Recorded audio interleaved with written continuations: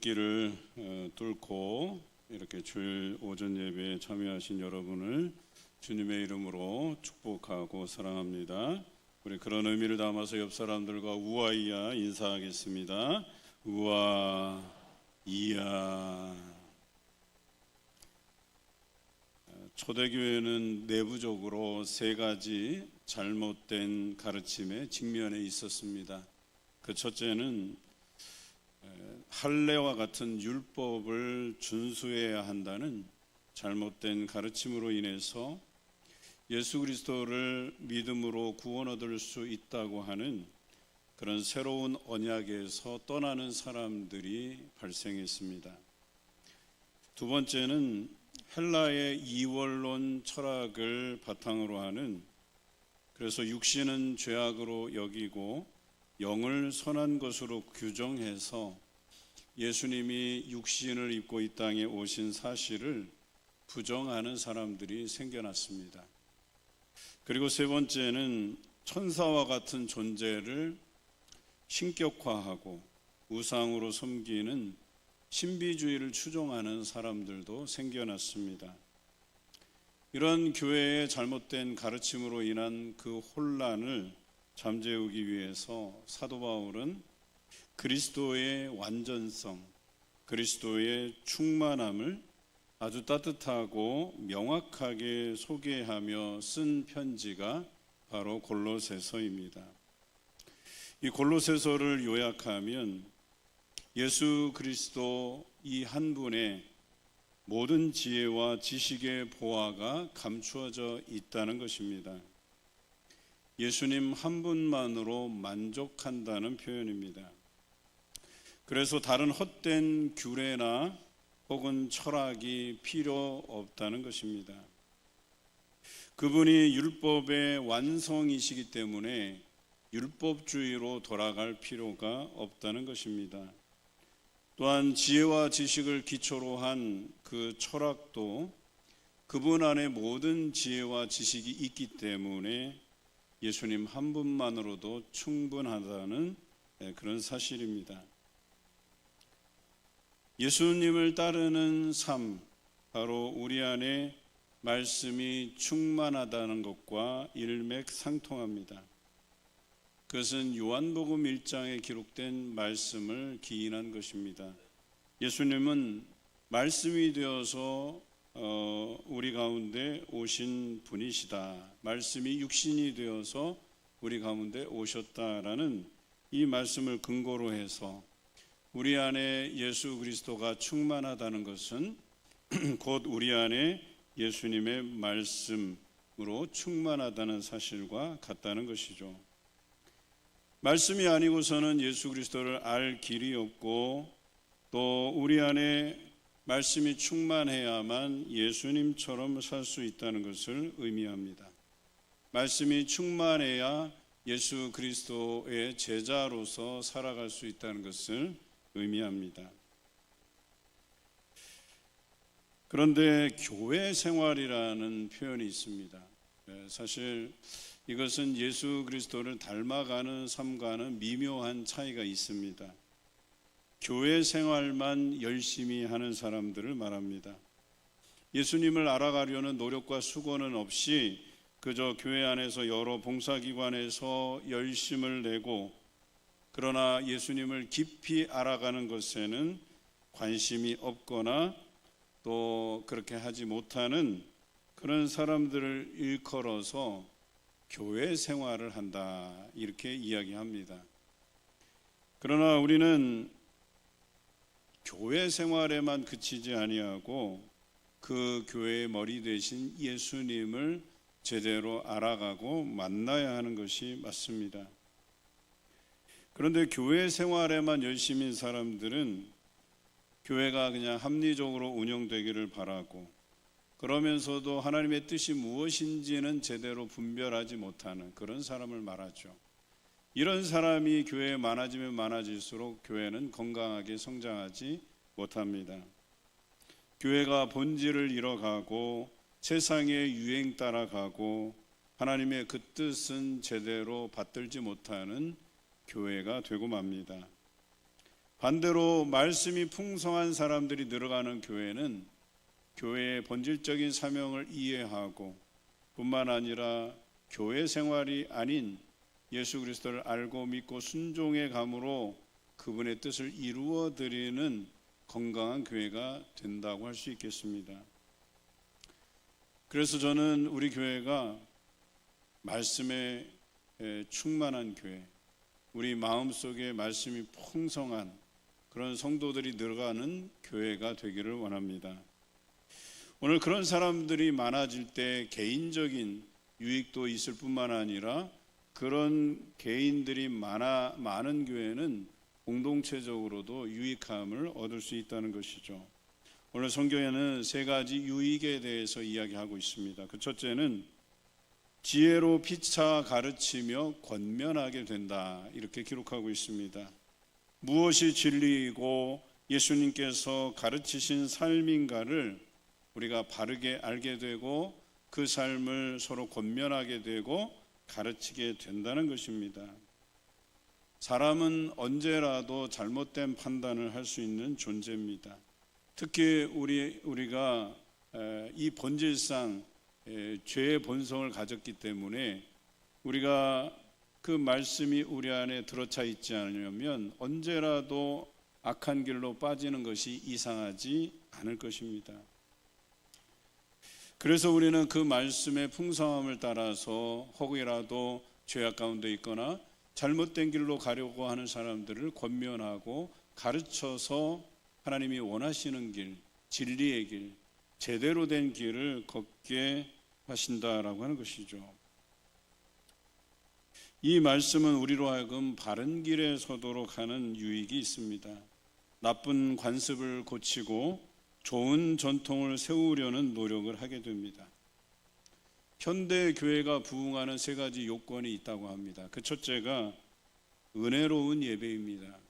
그런데 여러분, 은혜로운 예배가 되려면요, 말씀이 중요하죠. 선포되는 말씀에 은혜가 있어야 될 뿐만 아니라 받는 사람들도 그 말씀의 불호와 상관없이 그 말씀을 은혜로 받아야 된다라고 하는 것이죠. 여러분 안에 말씀이 풍성하면 어떤 말씀이라도 선포될 때 여러분들이 은혜로 받을 수 있게 됩니다. 그리고 그런 예배는 은혜로운 예배가 될 수밖에 없습니다. 뿐만 아니라 두 번째 요소는 바람직한 제도입니다. 우리 안에 말씀이 풍성하면 어떤 제도가 우리에게 맞지 않은지, 하나님의 뜻에 부합하지 않은지를 제대로 구분할 줄 안다는 거예요. 그래서 불합리한 것들, 하나님의 뜻에 맞지 않는 제도들을 고쳐간다는 거예요. 개선한다는 거예요. 그런 교회들에 우리 성도들은 관심이 있어요. 그런데 여러분, 교회를 떠나는 사람들 중에서는요, 그 교회의 제도 개선이 안 돼서 그것이 거북하고 불편해서 떠나는 교인들도 있습니다. 그래서 이 바람직한 제도의 개선은 우리 안에 말씀이 풍성할 때 제도 개선이 이루어진다는 거예요. 그것들을 공감하는 성도들이 늘어가고 그렇게 해서 교회가 하나님의 뜻에 부합하게 좋은 제도 개선을 통해서 많은 성도들이 몰려오게 된다라고 하는 것입니다. 세 번째, 교회가 성장하는 요인이 교회의 인프라와 사역입니다. 이것도 말씀이 풍성해야 보이는 것들이에요. 그런 안목들이 생겨나요. 또 요즘 성도들이 뭘 요구하는지, 어떤 환경이 마련돼야 되는지, 또 어떤 사역을 요구하고 있는지를 알 수 있다는 것이죠. 그래서 이런 교회는 성장하게 돼 있다는 거예요. 그리고 그 원동력은 곧 말씀이 우리 안에 풍성할 때 이루어진다라고 하는 사실을 믿으시길 바랍니다. 저희 교회도 이런 현대적인 성장 모델로서 은혜로운 예배, 바람직한 제도 개선, 그리고 교회의 인프라와 또 사역을 위해서 애쓰고 있습니다.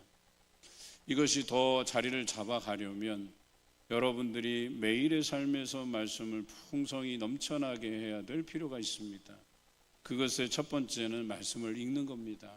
말씀을 읽고 마음에 새기고 그 말씀대로 살아갈 때에 비로소 사람들이 여러분을 바라보면서 이 사람은 말씀이 풍성한 사람이구나. 어떤 언행을 통해서라도 그 말씀의 풍성함이 느껴질 수 있어야 됩니다. 어떤 일을 하더라도 조화 있게 다툼과 허용으로 하지 않고 정말 많은 사람들을 이끌 만한 리더십이 바로 이 말씀의 풍성함 안에서 나타난다는 사실을 믿으시길 바랍니다. 적어도 우리 교회는 이러한 분들이 많이 생겨나길 원합니다.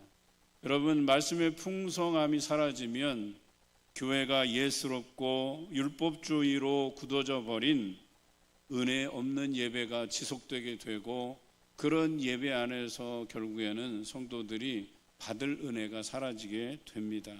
결국은 교회를 떠나게 됩니다. 여러분, 우리 안에 말씀이 풍성해야 되겠습니다. 그 말씀의 진리로서, 지혜로서, 지식으로서 우리가 피차 권면하고 가르치는, 그래서 모두가 바람직한 방향으로 나아가는 저와 여러분 되시기를 주님의 이름으로 기원합니다. 두 번째 유익은 시와 찬송과 신령한 노래를 부르게 된다고 기록되어 있습니다. 말씀이 풍성해지면 당장 우리 개인의 삶에서 찬양이 일어납니다.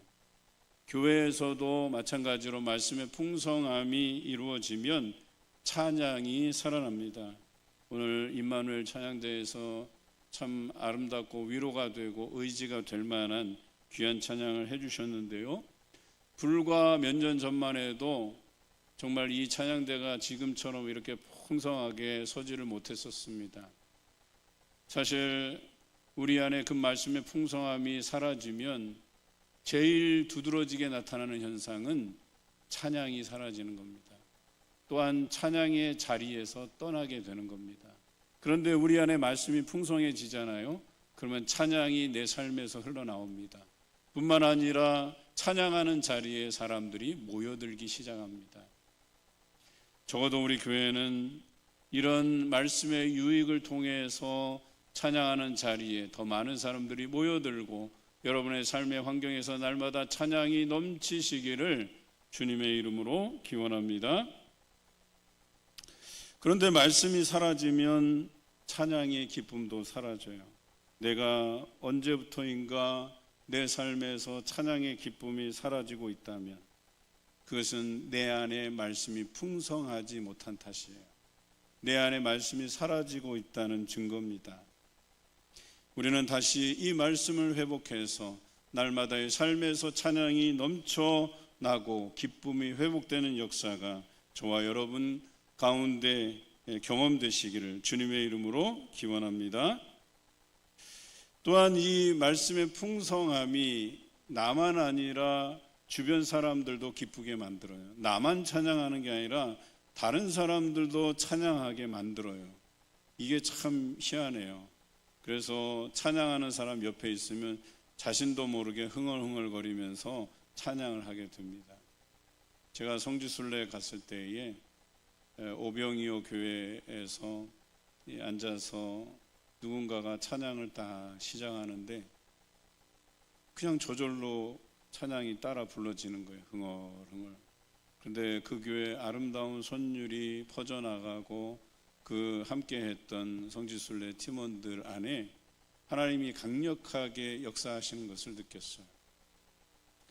물론 그 찬양은 그 어떤 한 개인의 말씀에 충만함에서 온 것일 겁니다.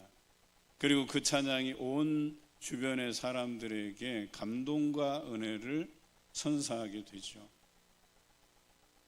우리는 얼마 전 사랑하는 가족을 잃은 유가족들을 만났죠. 장례식에서.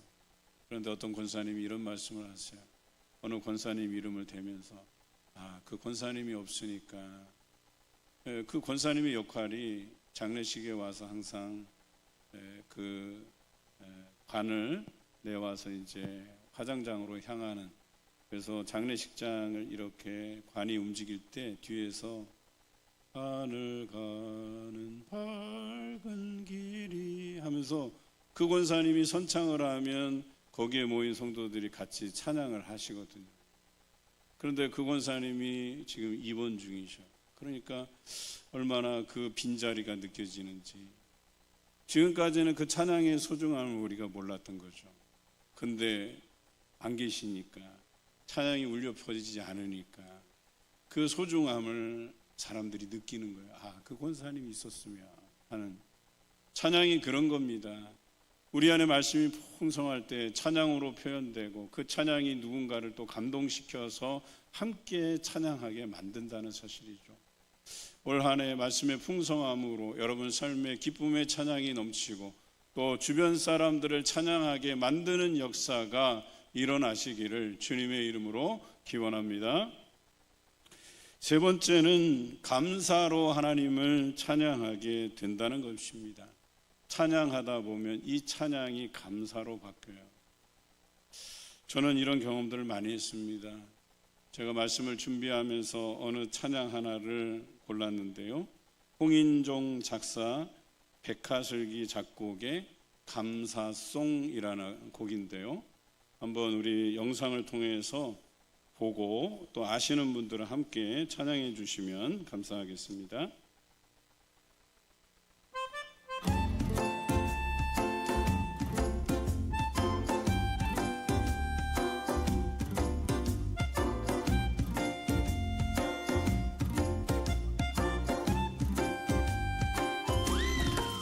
그래서 감사, 그래도 감사,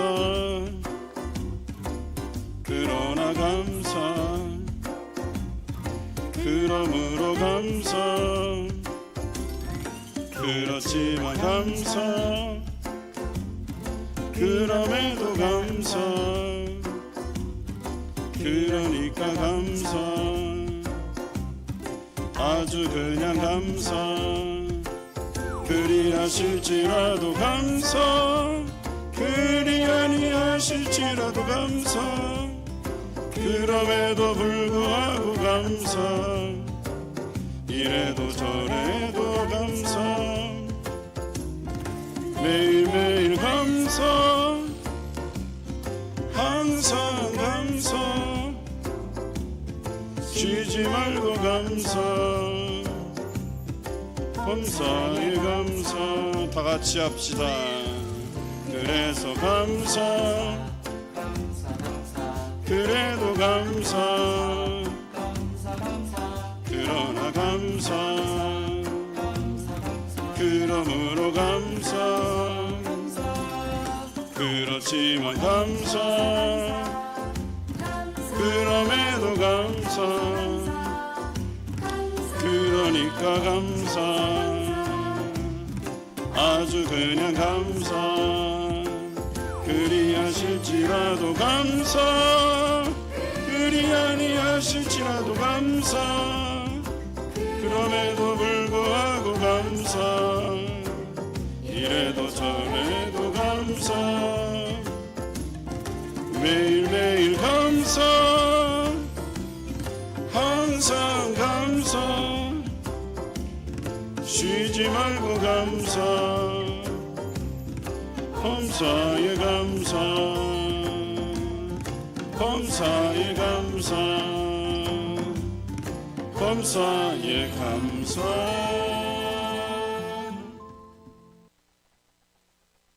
아마 이 곡을 만드신 분이 찬양을 이제 주로 만들고 부르다가 감사하게 돼서 이 찬양곡을 만든 것 같아요. 또 제목도 감사송이 아니고 감사송이에요. 송. 그래서 감사의 역점을 두고, 아마 제가 대충 쉬어봤는데 27번인가가 감사가 나와요. 처음에는 좀 따라 부르기 어려웠는데 이제 부르다가 보니까 이게 얼마나 신나는지. 제가 일부 예배 전에 아내하고 이 찬양을 틀어놓고 사무실을 뺑뺑 돌면서 막 춤추면서 이렇게 씩씩하게 걸어가면서, 뭐 때로는 행진하면서, 그래서 여러 가지 모양으로 찬양을 한번 해봤어요. 얼마나 그 찬양 안에 감사가 넘치는지 몰라요. 우리는 이 하나님의 말씀을 우리 안에 풍성하게 할 때 그 찬양에 기쁨이 생기고 뿐만 아니라 그 찬양으로 인해서 감사가 고백되어질 줄로 믿습니다. 내 안에 말씀이 풍성한가를 가늠해 볼 수 있는 것이 바로 이 말씀의 유익 세 가지예요. 그러니 여러분, 내가 말씀의 풍성함을 경험하며 사는가를 가늠해 보기 위해서 첫째는 내가 진리의 말씀으로 서로를 권면하고 가르치고 있는가, 내가 나의 삶 안에서 감사로 찬양하고 있는가, 그 찬양이 감사의 고백으로 이어졌는가를 우리가 살펴보면 우리 안에 말씀이 풍성한가를 우리가 가늠해 볼 수 있습니다. 내 안에 이 말씀이 풍성해서 피차 가르치고 권면하고 또 시와 찬송과 신령한 노래로 부르고 또한 그 노래가 감사로 고백되어지는 여러분의 삶이 되시기를 주님의 이름으로 기원합니다. 우리 안에 이 말씀이 풍성하면 두 가지 변화가 일어난다고 성경은 기록하고 있습니다. 오늘 성경에 보니까 말에나 일에나 이렇게 표현되어 있어요. 그러니까 언행이 바뀌어진다는 겁니다. 또 일의 형통함이 생긴다는 것입니다. 야고보서 3장 2절에 말에 실수가 없는 자라야 완전한 자다 이렇게 표현하고 있어요. 여러분, 정말 그렇습니다. 우리 안에 말씀이 충만해지잖아요. 그러면 말이 변하게 돼요. 언어가 변하게 됩니다. 부드러워집니다. 상대방을 배려하면서 말을 하게 됩니다. 깊이 생각하고 말을 내게 돼 있습니다. 그 말들이 사람을 살리는 말이 됩니다. 그런데 말씀에 충만하지 않잖아요. 그러면 과격한 말을 내게 돼 있어요. 남에게 상처 주는 말을 하게 되어 있습니다. 그런데 우리가 말씀으로 충만해서 이 말이 부드러워지잖아요. 그러면 말만 바뀌는 게 아니라 우리의 안목도 바뀐다는 것입니다. 그래서 말에 실수가 없으면 완전한 자가 된다고 얘기하는 거예요. 그래서 사람들을 볼 때 이 사람이 내가 상종해야 될 사람인지 상종하지 말아야 될 사람인지를 구분하게 된다는 거예요. 내가 이 사람과 어울려서 악한 길로 다니고 방탕한 생활을 하게 되면 우리 인생에 얼마나 손해가 됩니까? 그것을 가늠하게 하는 것이 말씀의 충만함이라고 하는 거예요. 말도 바뀌고 사람을 볼 줄 아는 안목도 바뀌고, 그래서 우리가 교제하고 만나야 될 사람들과 어울리게 돼 있다라고 하는 것입니다. 오랜 시간들 동안 우리는 이 수련이 있어야 돼요. 그래서 말씀이 나를 가다듬고 또 나를 만들어내서 그 언행에 있어서 많은 사람들에게 유익을 끼치는 여러분들 되실 줄로 믿습니다. 둘째는 일의 변화가 생깁니다. 일을 하면서 다투는 사람이 있고 일을 하면서 조화 있게 이끌어가는 사람이 있어요. 말씀에 충만한 사람들은 조화 있게 일을 이끌어 나가는 사람입니다. 빌립보서 2장 3절에 아무 일에든지 다툼이나 허용으로 하지 말라 이렇게 되어 있어요. 어떤 일을 하든지 항상 조화 있게 하라는 겁니다. 그러려면 예수 그리스도 안에 있어야 돼요. 그분의 말씀으로 충만해야 돼요. 그러면 다툼이나 허용으로 하지 않고 조화 있게 일을 이끌어 나갈 수 있는 능력이 생겨난다는 것입니다. 그래야 마음을 같이 하고 같은 사랑을 가지고 뜻을 합하여 한 마음을 품게 된다라고 성경은 기록하고 있습니다. 오늘 이 자리에 모인 여러분들이 이렇게 말에나 일에나 날마다 형통한, 또 누군가를 살리는, 그리고 다른 사람들을 아름답게 세워가는 그런 일꾼들이 되어 가시기를 주님의 이름으로 기원합니다.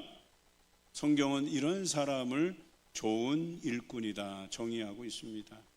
저는 여러분이 올 한 해 이 말씀으로 여러분의 삶이 변하고 또 그리스도의 좋은 일꾼이 되기를 원합니다. 그래서 말씀의 충만함을 받고, 그래서 서로 권면하고 가르치고 시와 찬송으로 하나님을 기쁘시게 찬양하고 그 찬양이 감사로 바뀌어서 말에나 일에나 늘 형통한, 또 형통함을 선사하는 저와 여러분 되시기를 주님의 이름으로 기원합니다.